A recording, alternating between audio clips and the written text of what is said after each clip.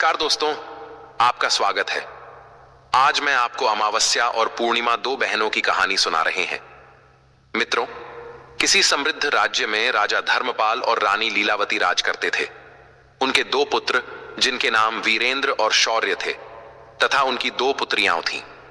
एक बेटी का नाम अमावस्या था और दूसरी का नाम पूर्णिमा।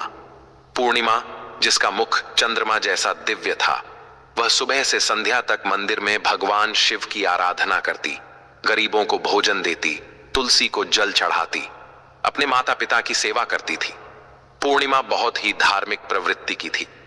वह हमेशा पूजा पाठ किया करती, गरीबों की सेवा करती और घर का सारा और सभी प्रकार का काम भी करती थी। लेकिन वहीं दूसरी ओर अमावस्या, जिसे राजसी ठाठ पसंद थे, वह दिन भर श्रृंगार करती, नौकरों पर चिल्लाती, पूजा को व्यर्थ का कर्म कहती। अमावस्या को पूजा पाठ में कोई रुचि नहीं थी। वह न तो पूजा करती थी और न ही कोई काम करती थी। लेकिन दोनों बहनें एक दूसरे को बहुत प्यार करती थीं, क्योंकि पूर्णिमा का स्वभाव बहुत ही अच्छा था। हालांकि राजा रानी का व्यवहार पूर्णिमा के प्रति अच्छा नहीं था। वे अमावस्या और अपने दोनों पुत्रों को ज्यादा प्यार करते थे। धीरे धीरे समय बीतता गया और राजा रानी के बच्चे बड़े हो गए। फिर एक दिन की बात है, राजा ने अपने बेटों का विवाह कर दिया और अब बेटियों की शादी की बारी आई। तब सभी ने राजा से कहा, अब इनका विवाह कर दीजिए। तब राजा ने कहा, हाँ, विवाह तो करना ही है। तब रानी ने राजा से कहा, महाराज, पूर्णिमा तो साधारण ब्राह्मण के योग्य है, इसे किसी गरीब के घर ब्याह दो। और हाँ, भूल से पूर्णिमा का विवाह किसी बड़े घर में मत करना, क्योंकि इसे तो भजन कीर्तन, पूजा पाठ और कहानियां सुनना पसंद है। अगर यह बड़े घर में गई तो यह सब नहीं कर पाएगी, इसलिए इसकी शादी किसी गरीब के घर में ही कर दीजिए। तब राजा साहब ने कहा, ठीक है। फिर से रानी ने कहा, महाराज, अमावस्या भी तो विवाह के योग्य है। अमावस्या तो एक राजकुमारी जैसी है, इसके लिए भी वर देखिए और दोनों बहनों का विवाह एक साथ कर दीजिए। तब राजा ने पास के गांव के राजा के बेटे के साथ अमावस्या का विवाह कर दिया और उसी गांव के एक गरीब किसान के बेटे के साथ पूर्णिमा का विवाह कर दिया। जब राजा ने रानी को यह बताया तो वह बहुत खुश हुई।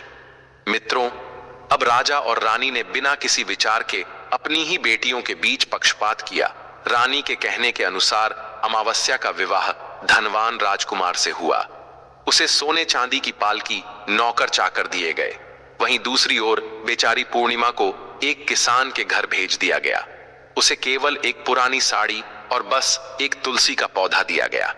तब रानी मन में सोचती हुई कहती हैं, अब देखते हैं कि पूर्णिमा गरीब किसान के घर कैसे रहती है। क्या वह वहां भी पूजा पाठ करती है? देखते हैं भगवान उसकी क्या और कैसे मदद करते हैं। अब उन दोनों की विदाई हो जाती है। अमावस्या और पूर्णिमा अपने अपने ससुराल में चली जाती है। अमावस्या तो अब किसी महारानी की तरह अपना जीवन सुखपूर्वक और ऐशों आराम के साथ गुजार रही थी। वहीं पूर्णिमा भी अपने भाग्य और भगवान के भरोसे पर खुशहाल जीवन व्यतीत कर रही थी। अमावस्या का पति, जो एक राजकुमार था, वह भी बड़ा घमंडी था, किंतु पूर्णिमा का पति शांत और सुशील स्वभाव का था। अब कुछ दिनों का समय इसी तरह से गुजर जाता है और फिर एक दिन की बात है, अमावस्या ने अपने घर पर शिव चालीसा का आयोजन किया और इस आयोजन में उसने गांव की सारी महिलाओं को आमंत्रित किया। सारी अड़ोस पड़ोस की औरतों को भी बुलाया, लेकिन अपनी बहन पूर्णिमा को उसने जानबूझकर नहीं बुलाया, क्योंकि उस गरीब बहन को अपने घर में बुलाना पसंद नहीं था। उसे बुलाना मतलब अपने सम्मान में कमी नजर आ रही थी। तब वहीं पूर्णिमा अपने दरवाजे पर बैठी थी तो गांव की औरतों ने कहा, अरे पूर्णिमा बहन, तुम्हारी बहन के घर शिव चालीसा का पाठ है, तुम नहीं जाओगी? तब पूर्णिमा ने कहा, नहीं, मैं नहीं जा रही, क्योंकि मेरी बहन ने मुझे नहीं बुलाया है। तब गांव की औरतों ने कहा, नहीं बुलाया तो क्या हुआ, पूजा पाठ है, तुम चलो हमारे साथ। वैसे भी वह तो तुम्हारी बहन है, उसने सोचा होगा कि बहन तो आ ही जाएगी, उसे निमंत्रण की क्या आवश्यकता है। तब गांव की औरतों की बात मानकर पूर्णिमा शिव चालीसा में चली गई। जब अमावस्या ने पूर्णिमा को देखा तो वह गुस्से से बोली, अरे, जब मैंने तुम्हें नहीं बुलाया तो तुम मेरे घर क्यों आ गई?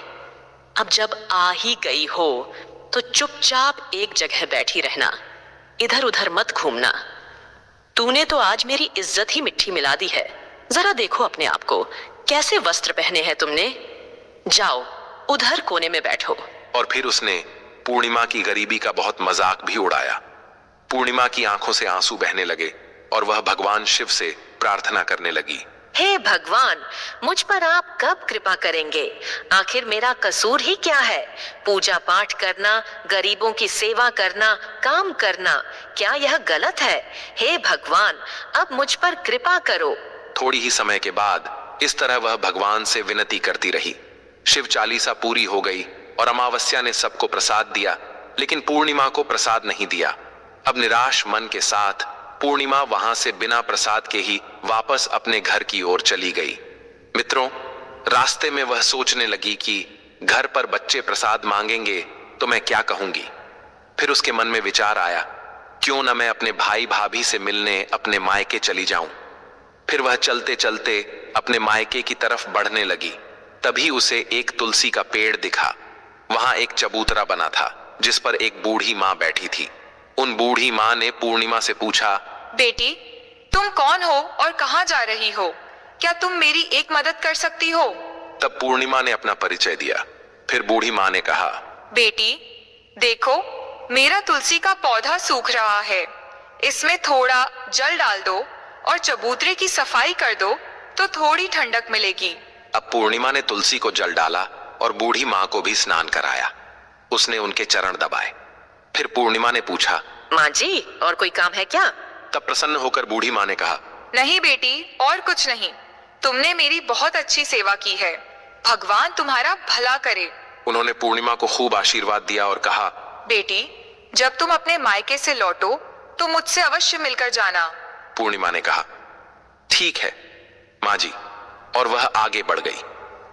फिर चलते चलते रास्ते में उसे एक शिव मंदिर मिला। वहां भी एक चबूतरा था जिस पर एक बूढ़े बाबा बैठे थे। वे कोई और नहीं, स्वयं भगवान शिव थे। लेकिन पूर्णिमा ने उन्हें पहचाना नहीं और उन बूढ़े बाबा ने कहा, बेटी, तुम कौन हो? कृपया मेरी एक सहायता करो, बड़ा पुण्य मिलेगा। पूर्णिमा ने अपना नाम बताया। तब बाबा ने कहा, बेटी, क्या तुम इस मंदिर की सफाई कर दोगी? ये बहुत गंदा हो गया है। और मेरे नहाने के लिए 2 बाल्टी पानी भर देना तो तुम्हारा बहुत एहसान होगा। मेरा शरीर थक चुका है, इसीलिए अब मैं कोई भी काम नहीं कर पा रहा हूं। तब पूर्णिमा ने मंदिर की सफाई की, भगवान शिव की पूजा की और बाबा के लिए पानी भर दिया। फिर वह आगे बढ़ गई। फिर थोड़ा और आगे चलने पर उसे काली मां का मंदिर मिला। काली मां भी एक बूढ़ी मां के रूप में वहां बैठी थी।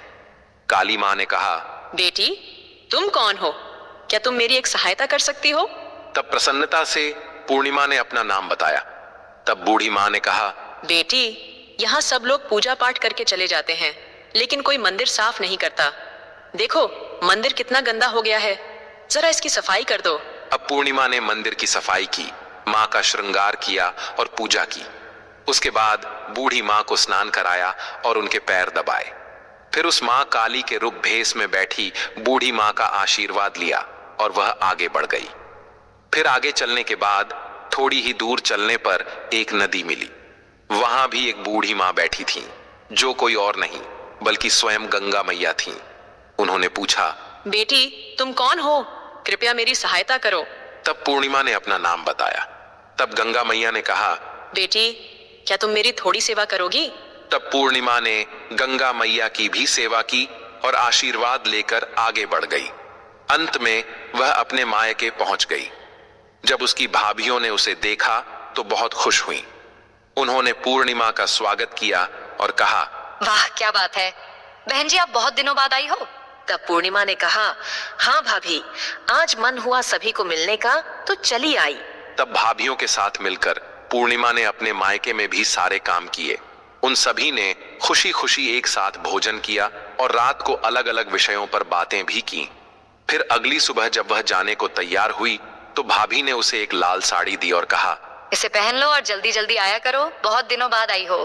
तभी पूर्णिमा ने लाल साड़ी पहन ली और 16 श्रृंगार कर लिया और एक भाभियों ने एक थैला भरकर उसे सामान दे दिया।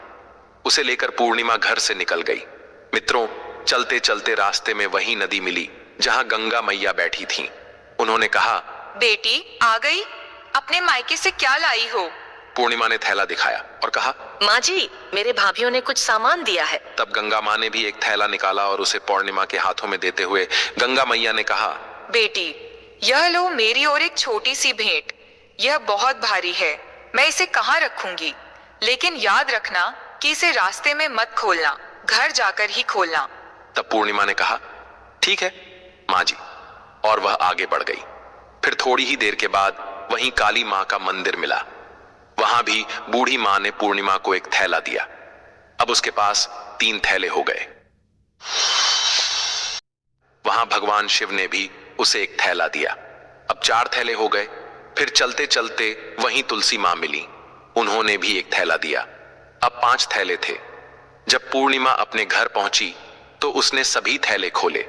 पहले थैले में खाने पीने की चीजें और कपड़े थे, दूसरे थैले में सोने चांदी के आभूषण थे, तीसरे थैले में धन संपत्ति थी, चौथे थैले में अनाज भरा हुआ था और 5वें में महंगे वस्त्र थे।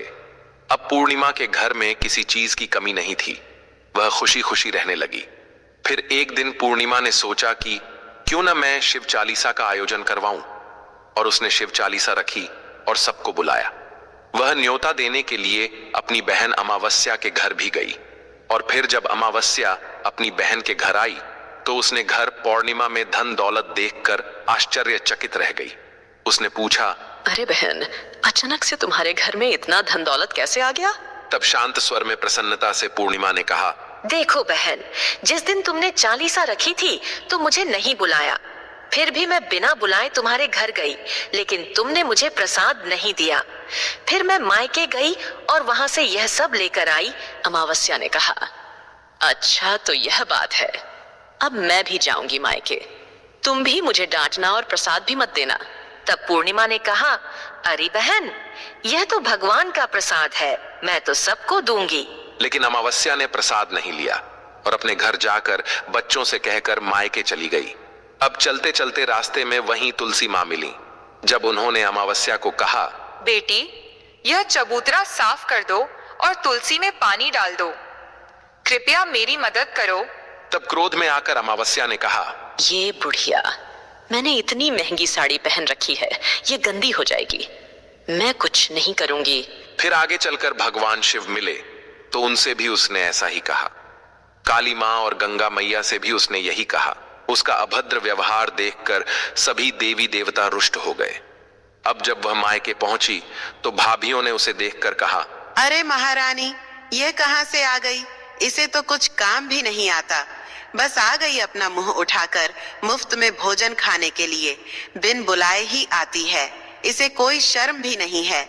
और तभी रात्रि में अमावस्या खाना खाकर सो गई। सुबह होने पर वह बोली, भाभी मैं जा रही हूं। भाभी ने कहा, ठीक है, जाओ महारानी जी। तब अमावस्या ने कहा, भाभी, पूर्णिमा को तो आपने थैला दिया, मुझे कुछ नहीं दिया। भाभी ने कहा, जो तुम्हारे घर थैला पहुंच जाएगा। तब अमावस्या चल दी। रास्ते में गंगा मैया, काली माँ, भगवान शिव और तुलसी माँ सभी ने उसे थैले दिए। लेकिन जब वह घर पहुंची और थैले खोले तो एक में मिट्टी, दूसरे में पत्थर और तीसरे में सांप बिच्छू निकले।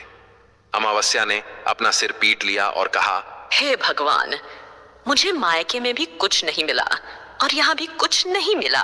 फिर वह दौड़कर पूर्णिमा के पास गई और बोली, तुझे इतना सब कुछ मिला, मुझे कुछ भी नहीं। तब पूर्णिमा ने कहा, मैं मायके जाती हूँ तो भाभियों का काम करती हूँ, तुमने तो कभी भाभियों की मदद नहीं की। तुमने गंगा मैया, शिवजी, काली माँ और तुलसी माँ सभी को ठुकरा दिया, इसलिए भगवान ने तुम्हें कुछ नहीं दिया और उनका अपमान किया। तब अमावस्या ने कहा, बहन मुझे माफ कर दो, मैंने सदा ही तुम पर अत्याचार किया, अब मैं भी भक्ति करूंगी।